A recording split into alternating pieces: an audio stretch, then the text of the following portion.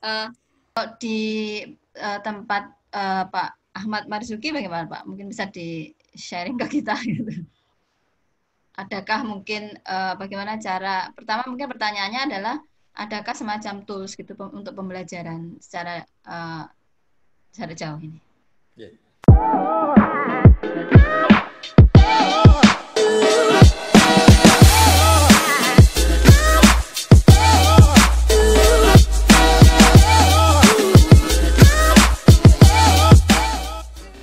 Terima kasih Bu Hendri. Jadi kalau tadi saya menarik sekali dengan Pak Rizal dengan luar biasa tadi fasilitas pendukungnya.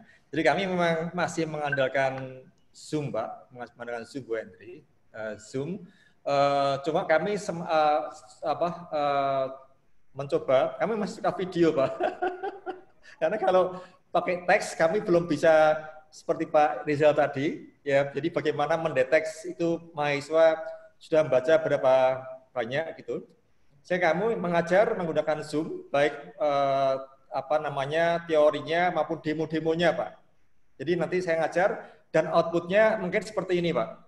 Coba saya ke contoh yang saya punya. Nah, ini contoh saya ngajar di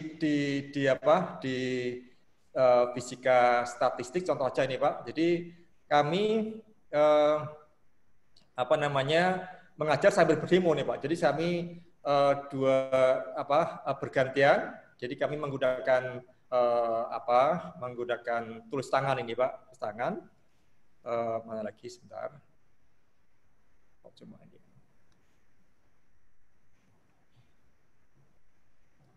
Sebentar ini saya yang banyak mana ini? Enggak banyak.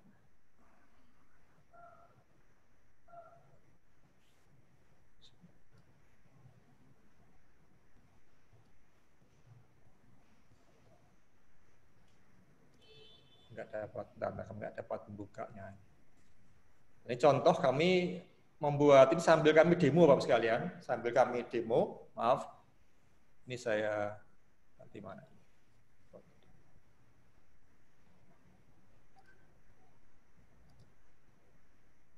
Oh, bukan, maaf. Saya agak kesulitan menampilkan ini. Sebentar, Henry. Handwriting dokumen.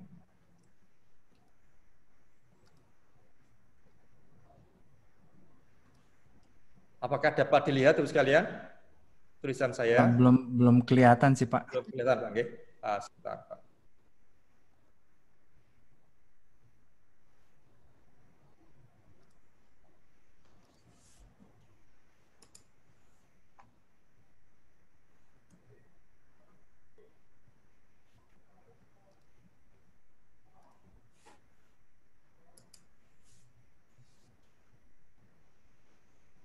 Oke, saya tunjukkan ini aja daripada nanti saya mencari-cari agak susah. Jadi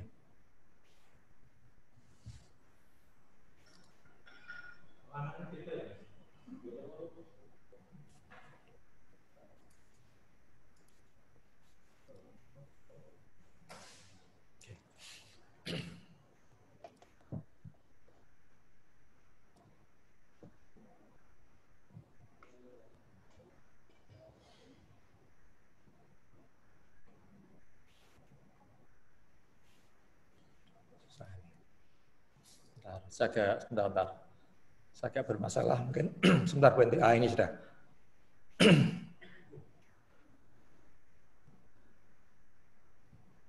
Nah, ini. Nah, jadi saya mengajar pakai Zoom. Jadi kami membuat demo dan menerangkan. Jadi seperti memindahkan kelas klasik ke dalam bentuk virtual. Nah, kami menempuh cara ini karena kami memandang bahwa dengan kami menerangkan ke mahasiswa, ya mereka bisa merekodnya ini. Jadi nanti mereka punya catatan, punya video, termasuk ketika saya demo-demo ini. Sehingga kapanpun mereka nggak paham, mereka bisa membaca tulisan saya ini, membawa pulang. Ini semua semua mahasiswa bisa mendapatkannya dan mempelajarinya sewaktu-waktu. Kemudian untuk bentuk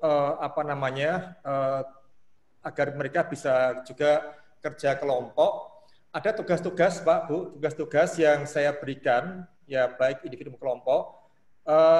Biasanya kalau tugas kelompok itu saya berikan teks dulu bacaan, jadi seperti klasiknya Pak Rizal ya, teks dulu bacaan, kemudian saya buat soal-soal.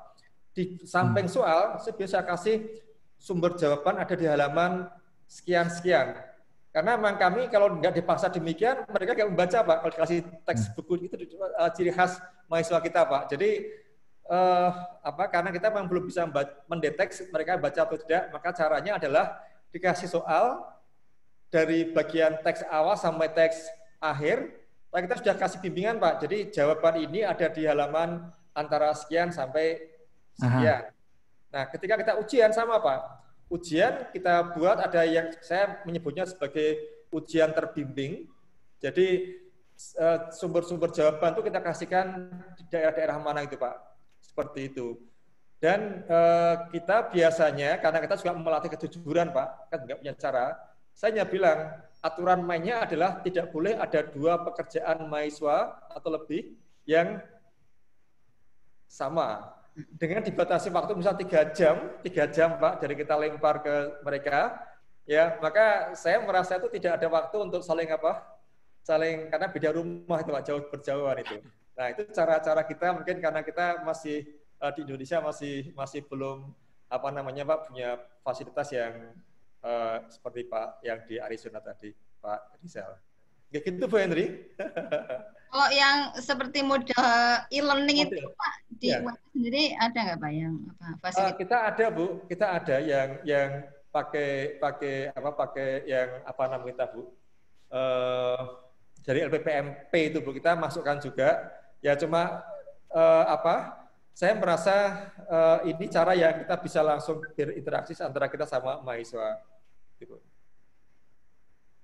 Di e-learning ada Bu. Kita namanya apa itu Bu? Saya lupa itu.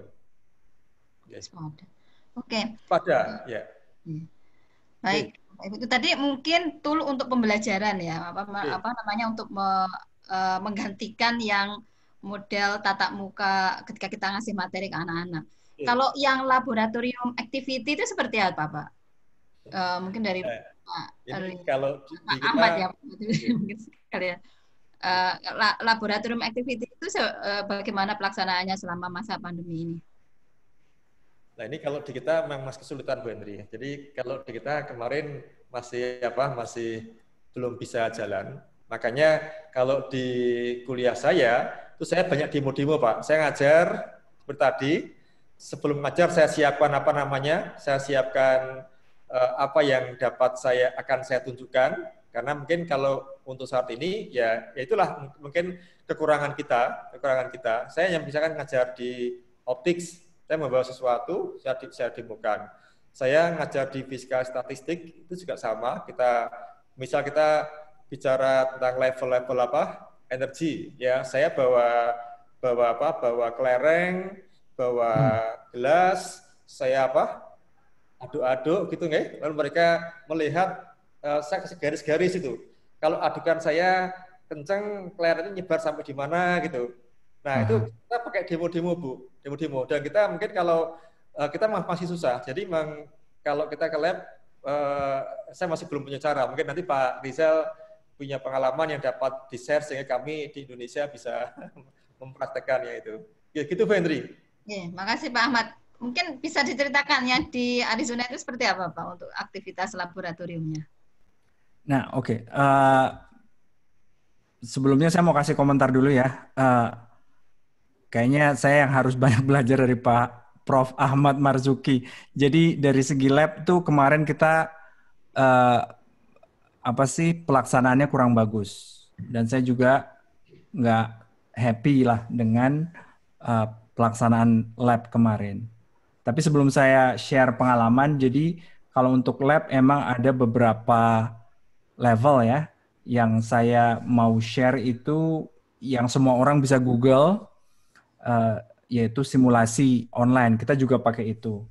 Tapi ada beberapa level mulai dari jadi Arizona State kan muridnya banyak, itu 30% tuh online. Jadi kita memang serius gitu untuk melakukan atau menyelenggarakan belajar istilahnya hybrid atau online.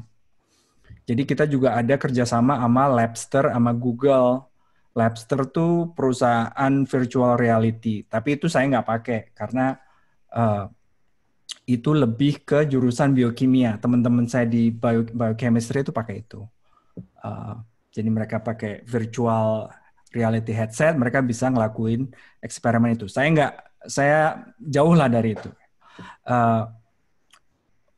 Terus yang kedua, yang tadi kan saya bilang kalau untuk information transfer, kalau saya cuma ngikutin expert, selain Pak Ahmad Marzuki, ada juga Eric Mazur. Eric Mazur tuh maunya information transfer itu asynchronous. Jadi student tuh bisa ngelakuinnya kapan aja, bisa setelah perusal. Mereka juga banyak lah profesor-profesor, dosen-dosen yang jauh lebih bagus ngasih lecture-nya dari saya. Mereka bisa lihat YouTube. Tapi Eric Mazur tuh maunya yang apa sih sense making-nya tuh bersama-sama dan dibimbing oleh dosen. Sekarang masalahnya gimana lab-nya? Nah, lab-nya juga setahu saya nggak tahu apa sih nasihatnya dia. Karena mereka kemarin juga nggak sempat nanya. Dan kalau mau ngemail Eric Mazur dibalas loh. Dia tuh sangat semangat dan kadang-kadang ke Malaysia juga. Mungkin jangan-jangan sempat ke Solo juga. Jadi kemana-mana diundang oleh banyak negara. Jadi sayangnya ketika saya melakukan kemarin, meskipun saya pengennya standar kelasnya tuh bagus, asisten dosen saya tuh udah mau lulus dan fundingnya tuh udah dikit gitu. Dan bahkan dia tuh harus kerja sebagai pegawai di emergency unit rumah sakit dan ada COVID pula. Gitu. Udah harus online, harus lulus disertasinya, dan saya juga harus tiba-tiba ngerubah PowerPoint saya ke LaTeX, ke PDF. Jadi memang kemarin akhirnya yang kita lakuin, dan ini jangan dijadiin contoh ya, kita bikin video dan kita ngelakuin eksperimennya, dan kita kasih datanya ke murid-murid kita. Itu mayoritas seperti itu. Jadi sekitar 30% sebelum COVID itu mereka ngelakuin sendiri. Setelah COVID kita bikin video, terus kita kasih data, mereka nulis, dan nulisnya juga satu grup. Jadi satu grup 3 atau 4 orang. Nah itu juga yang pertama saya juga masih bertanya-tanya gitu loh.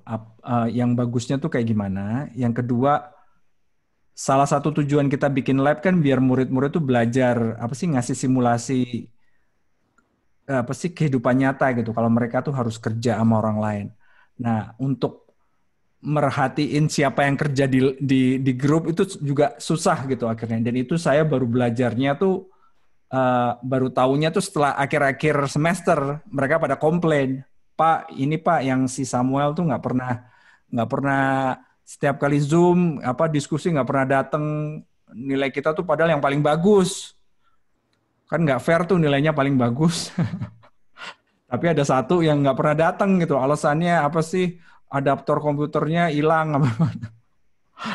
Kan murid-murid ada kan seru juga gitu loh kalau diskusi sama mereka. Nah yang kayak gitu-gitu juga salah satu aspek yang saya juga nggak nyadar karena saya lebih fokus ke gimana ini videonya harus keluar dan lab ini kita cancel aja gimana. Jadi ada lab yang kita cancel, ada 2 yang kita cancel dari 10 dan ada 1 atau 2 yang kita jadiin setengah. Tapi data-data dari semester lalu kita kasih ke murid dan ada video dan mereka ngerjain dari situ. Tapi untuk kedepannya mungkin saya baru ngajar kelas itu semester bulan Januari nanti ya. Jadi masih ada waktu untuk berpikir. Nah, yang mungkin ada feedback dari teman-teman nggak? Karena saya masih baru. Eh, Kalau nggak ada, saya mungkin bisa cerita apa yang bakal saya lakuin semester depan. Nah, itu lebih lebih susah lagi karena itu lab angkatan apa tahun terakhir biophysics. Jadi yang saya minta pendapat dari teman-teman aja kalau ada teman-teman dosen. Kalau ada pendapat, ada yang kurang setuju ya silakan. Saya mikir jadi di kehidupan kita kan ada yang namanya atau di manajemen tuh ada yang namanya Pareto Principle. Jadi 80-20 gitu. Jadi kita mungkin dalam belajar itu make 20% apa yang kita pelajari, 80% yang kita bakal pakai itu 20% yang kita pelajari di kelas. Jadi untuk semester ke depan saya coba ingat Pareto Principle.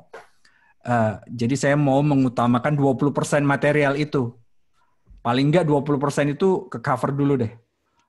Dan saya pengen mahasiswa saya belajar sesuatu yang mereka pakai. Kan kadang-kadang ketika saya S1, saya ngambil kelas saya nggak dapat banyak gitu loh. Saya cuma ngumpulin tugas, terus apa sih asisten dosennya bilang, wah kamu ini apa laporan labnya bagus banget. Padahal saya nggak belajar sama sekali. Saya mungkin bakal coba fokusin ke 20% yang saya yakin mereka bakal pakai dan ke skill-skill yang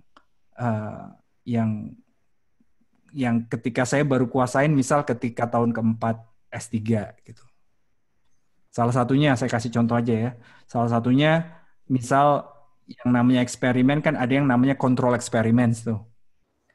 Nah, ketika saya S3 tuh saya nggak pinter-pinter amat gitu.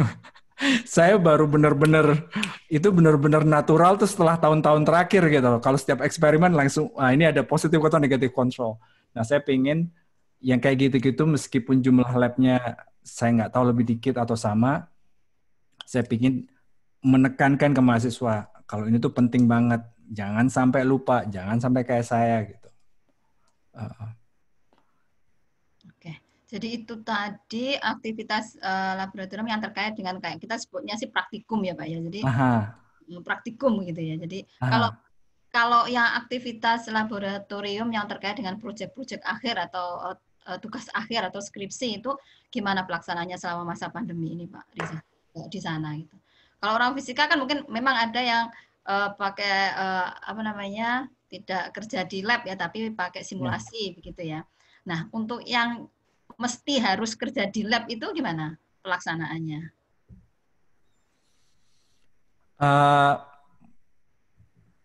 Itu pertanyaan yang bagus banget. Jadi selama ini